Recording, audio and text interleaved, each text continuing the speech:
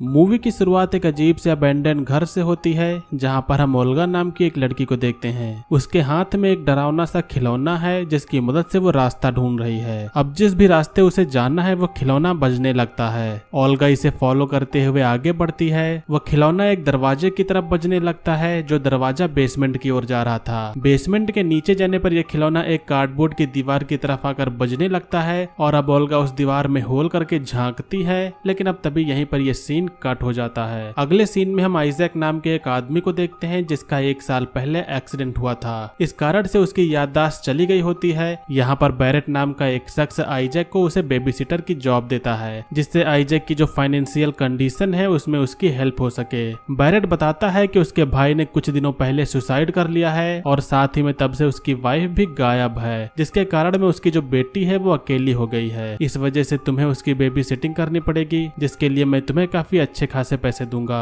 लेकिन आइजैक यहाँ पर कंफ्यूज होता है कि उसे बेबी सिटिंग जैसे काम के लिए इतने ज्यादा पैसे क्यों मिल रहे हैं। अब जैसा कि उसके पास में बिल्कुल भी पैसे नहीं थे तो वो इस जॉब के लिए मान जाता है। अब इसके बाद में अगले दिन दोनों लोग बैरेट के भाई के घर पर पहुंचते हैं। ये घर जो था वो काफी ज्यादा सुनसान इलाके में था। यहाँ पर नदी के बीच में एक आइलैंड था जिसे देखकर आइजैक थोड़ा घबरा जाता है। अब वो बैरेट से पूछता है कि तुमने मुझे पहले क्यों नहीं बताया था कि तुम्हारा जो घर है वो नदी के बीच में है, क्योंकि मुझे तैरना नहीं आता। लेकिन बैरेट उसे इस बात के लिए मना करता है और वो कहता है कि यहाँ तुम्हें कोई भी दिक्कत नहीं होगी। अब यहाँ पर घर पर हम जाने के बाद में देखते हैं कि ये वही घर है जिसमें हमने स्टार्टिंग में ओल्गा को देखा था। ये घर जो था पूरा ही अजीब था। यहाँ पर एक भी इंसान नहीं रहता था और यहाँ पर आने पर बैरेट आइजैक को एक जैकेट देता है। इस जैकेट से एक चैन बंधी हुई थी और वो उसे कहता है कि तुम्हें कुछ भी हो जाए ओल्गा के रूम में नहीं जाना है, क्योंकि ओल्गा का जो मानसिक संतुलन है वो ठीक नहीं है। अगर उसके कोई भी आसपास आता है तो वो एकदम से घबरा जाती है, इसलिए वो अपनी आंखें हमेशा बंद करके एक कोने में पड़ी रहती है। आइजैक को उसके रूम तक जाने से रोकने के लिए एक जैकेट भी था जिसमें यहाँ पर काफी सारे लॉक्स लगे हुए थे। साथ ही में वो एक बहुत ही बड़े चैन से बंधा हुआ था और ये दिखने में ऐसा लग रहा था जैसे कि वो कोई आर्मर हो। आइजैक इस जैकेट को बिल्कुल भी पहनना नहीं चाहता था क्योंकि ये सारी चीजें काफी अजीब थी, लेकिन उसे पैसों की काफी ज्यादा जरूरत थी, इसीलिए उसे ये काम करना पड़ता है। अब यहाँ पर जब वो घर को एक्सप्लोर कर रहा था तो इसी दौरान आइजैक को यहाँ पर काफी अजीब लगता है। उसे घर के बाहर एक डॉग मिलता है जिसे आइजैक कुछ खाने के लिए देता है। वो वहीं पर बैठ जाता है, लेकिन तभी आइजैक की चैन अचानक से कोई खींचने लगता है। वो सोचता है कि इसके पीछे शायद ओल्गा होगी, इसलिए वो तुरंत उसके कमरे की तरफ भागने लगता है, लेकिन चैन से बंधे होने के कारण वो वहां तक पहुंच नहीं पाता। अब रात को आइजैक अपने कमरे में सोने के लिए जाता है, तभी वहां पर लगी हुई एक पेंटिंग गिर जाती है। इस पेंटिंग में एक अनजान सी लड़की थी जो एक अजीब सा खिलौना लिए हुए थी, पर कुछ समय के बाद में वो जो पेंटिंग थी वो अचानक से सीधी हो जाती है और उस लड़की की जो आंखें थी वो भी खुल जाती हैं। आइजैक ये सब देखकर बहुत ही ज्यादा डरने लगता है। इन सब अजीब सी घटनाओं को जानने के बाद में वो घर की अब तलाशी करने लगता है, लेकिन अब तभी अचानक से उसके सामने यहाँ पर ओल्गा आती है जिसने अपने हाथ में एक क्रॉसबो लिया हुआ था। वो अब आइजैक से बताती है कि उसकी माँ पूरी तरह से पागल थी। वो हमेशा ही मेरे पिता को यही जैकेट पहनाकर घर में लॉक कर देती थी और उसकी जो चाबी थी वो खुद ही गले में पहन लेती थी। लेकिन एक दिन अचानक से मेरी माँ गायब हो गई और उसके पिता एक दिन बेसमेंट में गए और बेसमेंट का दरवाजा किसी कारण से लॉक हो गया। मेरे पिता को पैनिक अटैक की बीमारी थी और वो उसी बंद कमरे में डरने लगे थे और उस डर से निकलने के लिए उन्होंने बेसमेंट में ही अपनी जान दे दी। ये सब बताने के बाद में ओल्गा वहां से अब चली जाती है। अब ये सब चीजें जानने के बाद में आइजैक काफी घबरा जाता है और वो एक जगह पर बैठ जाता है। अब इसी दौरान यहाँ पर वो जो डरावना खिलौना था वो वापस बजने लगता है। इस बार ये जो खिलौना था वो बेसमेंट की ओर पॉइंट कर रहा था। आइजैक को लगता है कि जो खिलौना है वो सुपरनैचुरल चीजों को महसूस कर सकता है। आइजैक अब इस खिलौने को लेकर बेसमेंट की ओर जाने लगता है। यहाँ पर उसे वही होल दिखाई देता है जो मूवी की स्टार्टिंग में ओल्गा ने बनाया था। आइजैक अब उसी होल के थ्रू देखने लगता है जहाँ पर उसे ओल्गा की माँ की लाश नजर आ रही थी। इसे देखकर आइजैक बिल्कुल ही घबरा जाता है और उसे लगने लगता है कि शायद ओल्गा की माँ को उसी ने ही मारा है, क्योंकि उसके शरीर पर क्रॉसबो के निशान थे। और अब इसके बाद में वो सीधा टेलीफोन से बैरेट को कॉल करता है और ये सारी चीजें बताने के बाद में वो उसे पुलिस को बुलाने के लिए कहता है। इसके बाद में वो ओल्गा को उसके कमरे में लॉक कर देता है और बेसमेंट में जाकर वो अपनी चैन को खोलने की कोशिश करता है। लेकिन अब तभी आइजैक को ओल्गा के कमरे से आवाज आती है। वो बताती है कि उसने अपनी माँ को नहीं मारा मारा, बल्कि खुद बैरेट और उसके पिता ने मिलकर उसकी जान ली थी। अब आगे ओल्गा बताती है कि तुमने ये सारी चीजें बैरेट को बता दी हैं, इसलिए वो तुम्हें अब नहीं छोड़ेगा।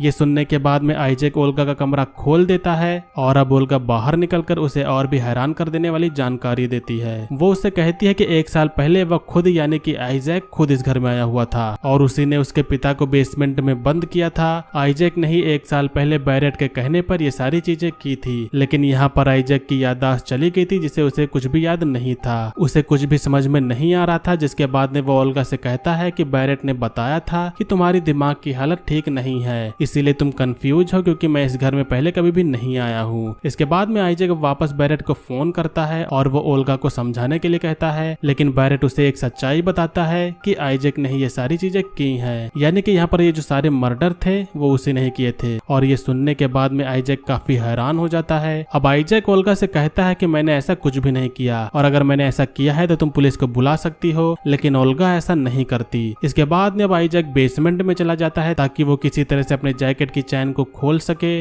लेकिन काफी कोशिश करने के बाद भी वो अपने जैकेट को नहीं खोल पाता। इसके बाद में आइजैक ओल्गा के कमरे में एक चाबी थी जो चुराने की कोशिश करता है। वो एक होल के जरिए चाबी को लेने वाला था, लेकिन अब तभी ओल्गा इसे देख लेती है जो वो उसके हाथ को पकड़ लेती है और उसकी एक उंगली को वो तोड़ देती है। आइजैक इससे काफी निराश हो जाता है। उसे तभी पास में एक न्यूज़पेपर मिलता है जिसमें ओल्गा की माँ की मिसिंग रिपोर्ट थी। वो नोटिस करता है कि ओल्गा की माँ ने भी अपने गले में वही चाबी पहनी हुई थी, इसीलिए आइजैक अब तुरंत बेसमेंट में जाता है। वो ओल्गा की माँ की लाश से चाबी लेने की कोशिश करता है। वो लाश से चाबी ले लेता है और अपने जैकेट के लॉक को खोल देता है, लेकिन अब जैसे ही जैकेट का लॉक खुलता है तो पूरे घर की जो लाइट्स थी वो चली जाती है। आइजैक अब ओल्गा के कमरे में जाकर उसका क्रॉसबो ले लेता है और वो जैकेट जबरदस्ती ओल्गा को पहना देता है, लेकिन अब तभी आइजैक को वहां पर उसी का एक पुराना जैकेट मिलता है। ये देखकर वो काफी हैरान होता है। वो सोचता है कि आखिरकार ये जैकेट यहाँ पर कैसे आया। इसके बाद में अब उसे अपने पास्ट की कुछ यादें याद आने लगती हैं। उसे याद आता है कि करीब 1 साल पहले बैरेट ने ही उसे ओल्गा के पिता को मारने का काम दिया था। आइजैक इसमें फ्लैशबैक में था, लेकिन तभी यहाँ पर ओल्गा आकर आइजैक से क्रॉसबो छीन लेती है और अब वो क्रॉसबो से उस पर हमला करती है, जिससे बचने के लिए आइजैक भागकर एक कमरे में चला जाता है। यहाँ पर ओल्गा आइजैक को एक तीर मारकर घायल कर देती है, जिसके बाद में आइजैक फिर से अब फ्लैशबैक में चला जाता है। उसे याद आता है कि जिस दिन वो ओल्गा के पिता को मारने के लिए यहाँ पर आया था, उस दिन यहाँ पर उसने ओल्गा के पिता के लिए एक नोट लिख दिया था। उसने लिखा था कि बैरेट तुम्हें मारने की कोशिश कर रहा है, इसका मतलब है कि आइजैक उसके पिता को बचाने की कोशिश कर रहा था। लेकिन अब इसके बाद में आइजैक बेसमेंट की तरफ जाता है, लेकिन यहाँ पर बेसमेंट का जो दरवाजा था वो किसी और ने पहले से ही लॉक कर दिया था।